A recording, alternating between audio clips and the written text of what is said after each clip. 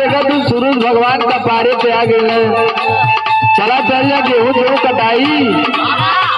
अच्छा, मैं गोवा यूनिवर्सिटी से टॉप करके आपका गेहूं काटने आई हूँ। अरे तो जो गोवा यूनिवर्सिटी पढ़ले है तो उना गेहूं काटा ला रहे, हम नहीं पढ़ले हैं। अरे हमारा तो जॉब लग गया था बैंकॉक में, पता नहीं क्या कर रहे आपके साथ आ गई। अरे बाप रे बाप, बैंकॉक में? और क्या? अरे बैंकॉक के किला दिक्की यादव भी बड़ा जाने। सुनिए, सुनावा।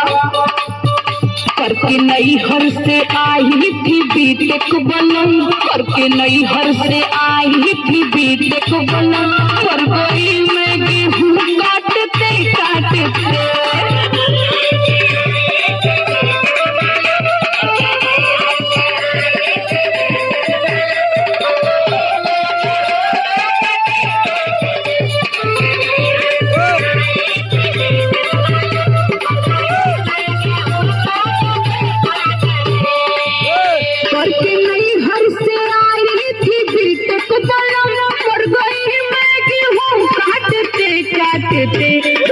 पापा से मेरे भारी मिस्टेक बनम, हुआ पापा से मेरे भारी मिस्टेक बनम, पर गई मैं गेहूं काटते काटते।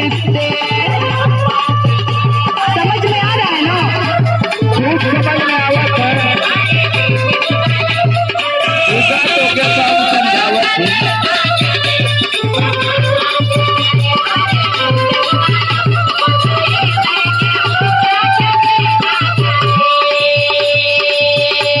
अच्छा तो ये बतावा कि बीटेक पढ़ ले लू, गोवा यूनिवर्सिटी में पढ़ ले लू। हाँ, तोके क्या लगा था कि तू ही पढ़ल लिखल हूँ? और क्या? और हमने रारिया इंटर कॉलेज में पढ़ने का। और क्या, वो तो आप ही जानेंगे ना। तोके शायद पता ना है, हम एमटेक सीटेक पता नहीं कितना टेक कुल कई के बैठा नहीं।